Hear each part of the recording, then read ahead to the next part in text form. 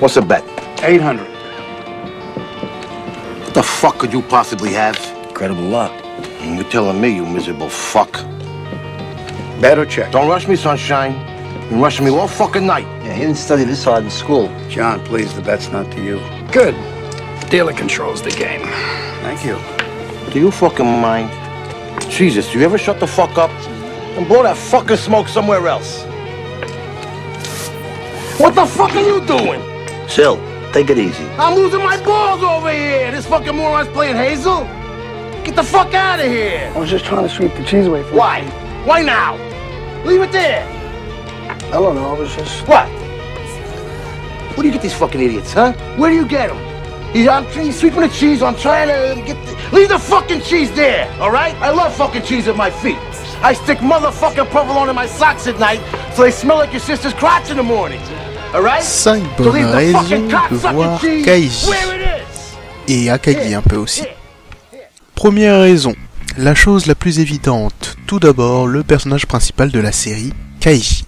C'est un anti-héros, loser, fauché, jaloux, peureux et con, mais également intelligent à la fois, courageux et généreux. Soit le mec lambda, le mec de tous les jours que tu pourrais très bien croiser dans le métro et qui pue la mauvaise humeur, dès le matin.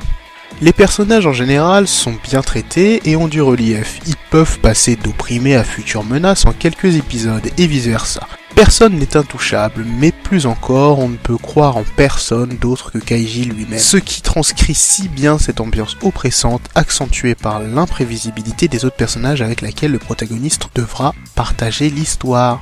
Le personnage de Kaiji donc représente tout simplement l'homme avec un grand H, l'humain avec ses qualités et ses défauts, ses talons d'Achille et ses forces. Le bienfait principal que la tonne de petites individualités qui viennent composer le personnage de Kaiji apporte se découvre dans l'intérêt que le spectateur donnera au protagoniste. On se sentira concerné par son sort quand il traversera des épreuves dangereuses car on aura inconsciemment ou non de l'empathie pour le personnage. Ce qui nous mène directement à la seconde raison, l'attention. C'est là où se trouve le principal intérêt de la série. Kaiji est avant tout une série à suspense. On vend souvent Kaiji ou Akagi, Akagi étant d'ailleurs un autre animé adapté d'un manga antérieur à celui de Kaiji avec pour point commun l'auteur Nobuyuki Fukumoto, comme étant un anime sur le gambling, soit le pari en français. Manœuvre que je trouve très maladroite et réductrice vu la multitude de thèmes abordés dans ces séries, mais j'y reviendrai plus tard. Le point fort de cette série animée est donc la manière dont elle arrive à créer le suspense. C'est magnifiquement géré et chaque cliffhanger est millimétré. Chaque élément de l'anime sert à cette ambiance pesante.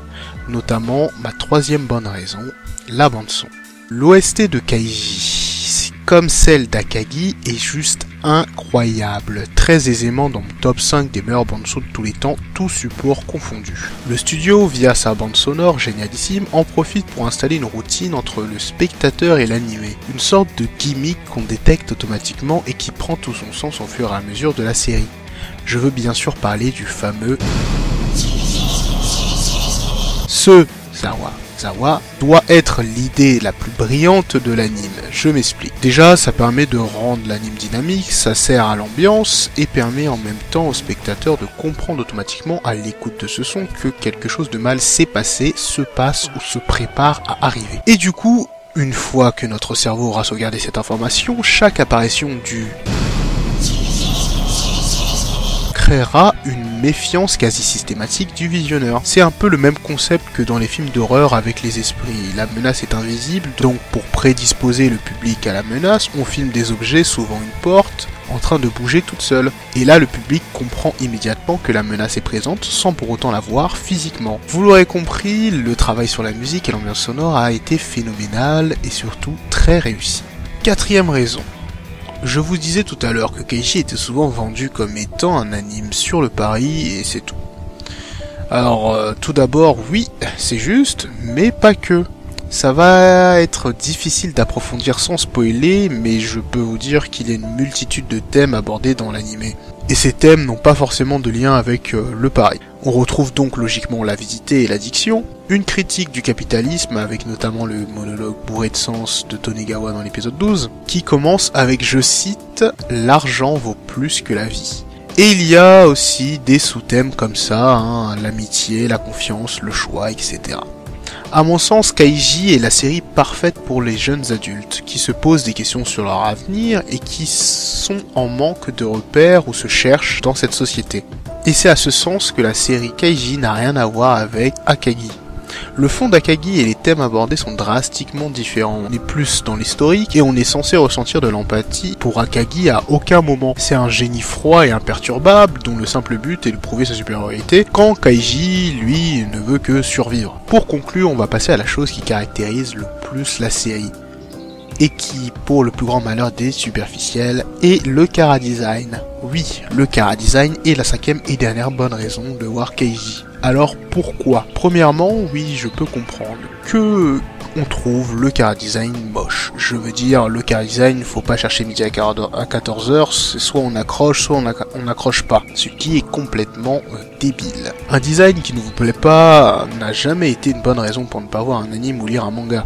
C'est juste une excuse simple à lâcher pour vous éviter de bousculer votre précieux confort par peur du renouveau ou parce que vous n'aimez tout simplement pas faire des concessions. Le truc à savoir, c'est que ce chara-design si particulier sert à l'histoire. Oui, il sert à l'histoire. Un exemple des plus simples et logiques, les expressions des personnages quand ils sont tristes, sous pression ou en train de littéralement craquer mentalement. Ces expressions sont renforcées par ce chara-design presque grotesque ou voire complètement grotesque qui serviront à amplifier leur réaction et expression faciale pour encore une fois, dans le même but, favoriser l'immersion.